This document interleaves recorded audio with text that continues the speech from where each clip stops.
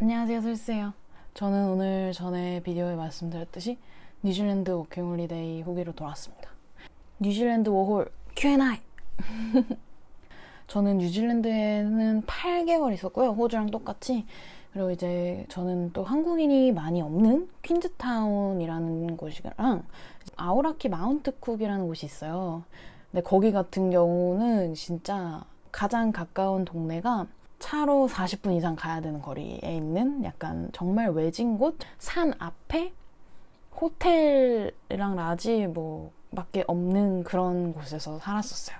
두 번째, 일자리. 저는 이제 퀸즈타운에 살게 된 이유가 제가 일자리를 스키장으로 구했기 때문이었어요. 그래서 거기 있는 친구들은 대부분 겨울 시즌만 보내러 온 친구들이 되게 많아요. 그래도 이제 저 같은 경우도 제 남자친구도 그 스키장에서 일하면서 같이 만났었고, 그 스키장에서 굉장히 좋은 재밌는 시간을 많이 보냈었어요.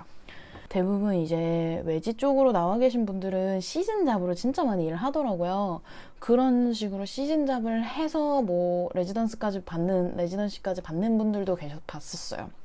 겨울에는 스키장에서 일하고, 여름에는 러지, 약간 산장이라고 해야 되나요? 약간 트레킹, 등산 트레일에 있는 그런 이제 산장 같은 데서 일을 하는 거예요. 이제 그래서 제가 이제 겨울에는 스키장, 여름에는 그 아우라키 마운트 쿡이라는 호텔에서, 헤미타지 호텔이라는 곳에서 일을 했었어요. 세 번째, 영어 실력. 짧게 보여드릴게요. 저는 영어를 잘 하지는 못해요. I'm okay with having a conversation with most people. And I worked in food and beverage. Food and beverage is the big groups, and there is a small group for the kitchen. More than 20 people was in the kitchen, but there was half of it, 12 people was British, mostly English. 3 Americans, 1 Canadians, like 3 Europeans, and only 2 Asians. So me and another Taiwan guy, and that's it. Yes, definitely working in a ski resort, you better be speaking good English, but actually you can try without English. 짧게 잠깐 해봤는데요. 너무 부끄럽네요. 저는 이 정도 영어 실력을 가지고 있었고요. 그리고 호텔, 헤미타지 호텔 같은 경우는 솔직히 말하면 영어를 1도 못하는 친구들이 있어요. 어느 나라인지 모르겠는데 걔 라틴이에요. 스페인어를 쓰는데 걔가 진짜 영어를 한마디도 못해요. 정말 Hi, how are you 정도만 하는데 걔는 지금 워킹 비자로 해서 3년째인가 4년째인가 일을 한다고 하더라고요. 근데 정말 좀 비행기표 하나 자기 혼자 스스로 못 바꾸는 약간 그런 상황에 있죠. 일단 네 번째, 국적 분포. 아까 잠깐 얘기했지만 퀸즈타운은요, 정말 타운 전체가 정말 잉글리시하다고 할 정도로 영국 애들이 많아요. 영국, 특히 잉글랜드 애들이. 한국인들은 많이 없었어요. 한국 레스토랑 정도 한두 개, 세 개 있었던 걸로 기억을 하고요. 한인들이 많은 동네는 아니에요. 왜냐면은 물가가 엄청 비싸거든요. 아우라키 마운트쿡 같은 경우는 라틴 반? 잉글리시도 좀 있고 아시아가 진짜 많아요. 근데 한국인은 없어요. 일본 애들이 진짜 많고요. 그 다음에 대만, 말레이시아, 라틴 이런 식으로 좀 많아요. 뉴질랜드 여행은 무조건 남섬이라는 얘기를 많이 하세요. 정말 한국인 투어 오시는 분들도 굉장히 많고요. 정말 아름답고요. 정말 그것 때문에 제가 돌아가기도 하는 거예요. 제가 가본 데가 오클랜드, 크라이스트처치, 크라이스트처치에서 퀸즈타운까지 이렇게 좀 멀거든요. 뉴질랜드 하면은 약간 가장 유명한 코스들을 도는 거라고 보시면 돼요. 편한 거 좋아하시고요. 뭔가 항상 24시간 있어야 되고, 운전 싫어하시고, 아니면 못하거나, 자연 싫어하시고 그러신 분들은 안 오시는 게 나아요.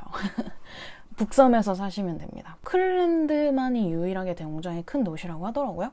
아니면 나는 중간이 좋아 이러면 한 크라이스트처치 생각하시면 될 것 같아요. 북섬도 좋은 곳은 굉장히 많다고 들었어요. 제가 아직 가보진 못했지만 로드트립 뭐라고 해야 되지? 약간 봉고차?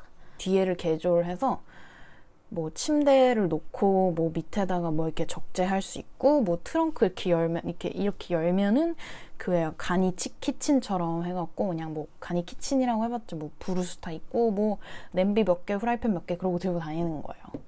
캠핑카들이 진짜 많아요. 그래서 남섬에서 살면요, 캠핑카를 진짜 원 없이 볼 수 있어요.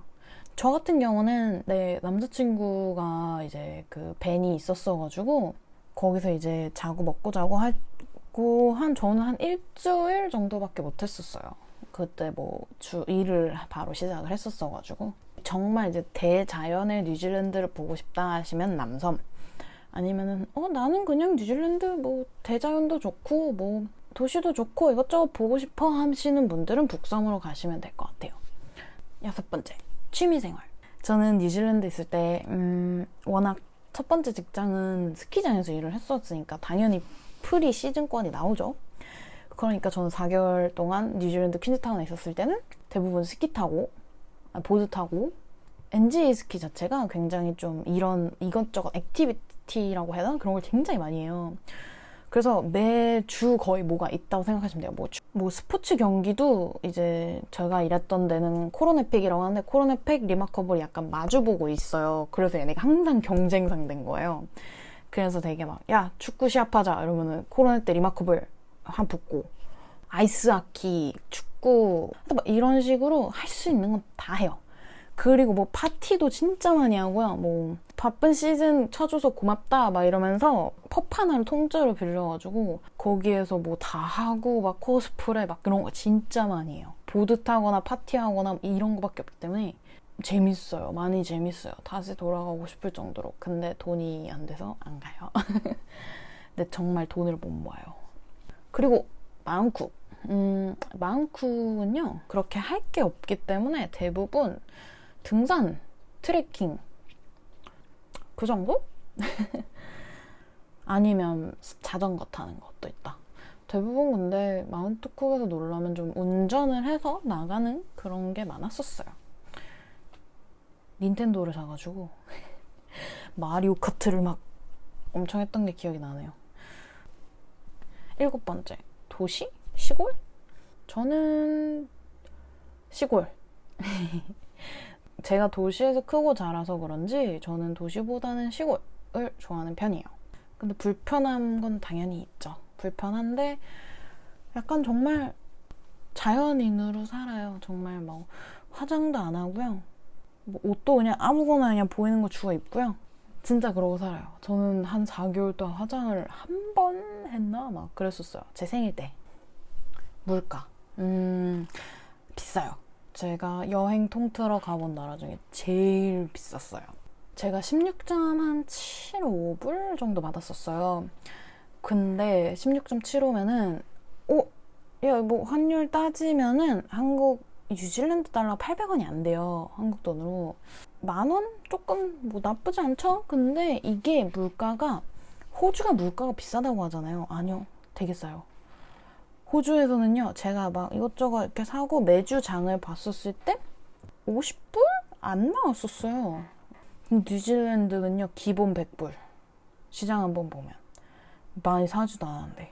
뭐 아시아마트도 가고 하면은 뭐 김치 뭐 이런 거 사도 엄청 비쌌죠. 정확한 가격은 기억은 안 나지만.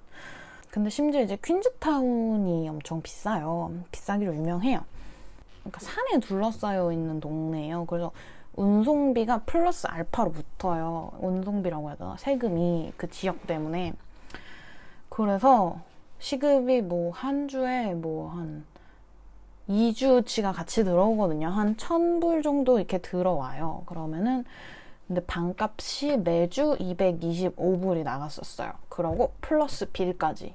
관리비? 뭐 이런 거죠. 그러면은 뭐 한 매주에 250불 정도를 방값으로 낸다고 생각을 하고요. 근데 저는 차까지 있었어요. 차에 기름값도 플러스 알파예요. 기름값이 거의 한 주에 한 40불 정도 들었어요. 그럼 이것만 하면 290불이에요. 290불이 차랑 방값으로 나가고 플러스 먹을 거 하면은 한 기본 일주일에 300불 이상이에요.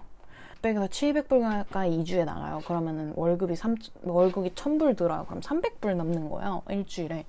근데 또 나가 놀아야죠. 친구들이랑 뭐 밥식, 뭐 외식도 하고 친구들을 만나서 놀고 막 이러면은 진짜 대부분 퀸즈타운 가서 같이 보냈던 친구들이 다들 하는 말이 마이너스라고 나는. 그래서 저는 4개월 시즌이 끝나고 1,000불이 남았다니까 야씨 너 돈 진짜 많이 남았다고 이러면서 진짜 그럴 정도로 어마어마합니다. 다들 약간 여름에는 돈을 모으고 겨울에 와서 왕창 쓰고 약간 이런 레퍼토리인 것 같더라고요. 그리고 퀸즈타운 같은 경우는 특히 교통 발달이 안 돼 있어요. 버스를 타고 다니기가 힘들고요. 저 같은 경우는 시티 내에서도 안 살았어요. 외곽에서 살았어요. 그런데도 그래서 이제 운전을 했지만 호스텔에서 한 시즌 내내 사는 친구들도 있었어요. 대부분이. 절반 정도는 그렇게 살았던 것 같아요. 절반은 집에서 살고. 헤미타지 호텔 같은 경우는요. 120불을 냈어요. 매주. 근데 2인 1실이에요. 근데 방도 꽤 넓은 편이고요.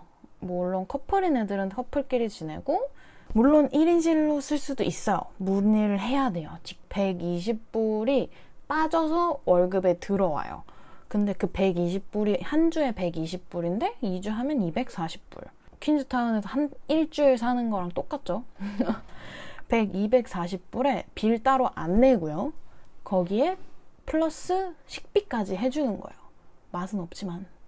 식당이 있어요. 직원용 식당. 그래서 이제 거기에 가서 밥을 먹고 뭐 하는 것까지 포함해서 일주일에 120불을 냈었어요. 근데 낸 것도 아니고요. 빠져서 들어왔기 때문에 뭐 별로 나간다는 느낌도 안 들어요. 그리고 무엇보다 따로 빌이 이렇게 안 나가기 때문에 뭐 솔직히 말하면 뭐 막 써요. 전기도 쓰고 싶은 만큼 쓰고 뭐도 쓰고 싶은 만큼 하고 뭐 신경이 안 쓰이죠. 약간. 2주에 1,000불 들어오면 4주 하면 2,000불 가까이 되죠. 2,000불 조금 넘을 수도 있어요. 그럼 2,000불을 그냥 그대로 모을 수가 있어요. 그래서 4개월에 한 8,000불 모았었어요. 저는. 이렇게 큰 갭의 차이가 있었어요. 근데 대부분 여름이랑 겨울 시즌이 이 정도로 차이가 난다고 하더라고요. 다음 시간에는요. 제가 왜 워킹홀리데이를 시작을 했는지 영어로 한번 해보겠습니다. And reason why I'm doing English version because I want to let Korean people know grammar is important, but that's not that much important for when you talk to somebody. It's great to have a perfect grammar, but I don't. But I already lived in like almost 3 years in abroad. I have an American boy. I don't have any problem with the conversations. And even interview. It's not like a big company's interview, you know? So, yeah, I'm just let you guys know. 다음에 봐요. Bye!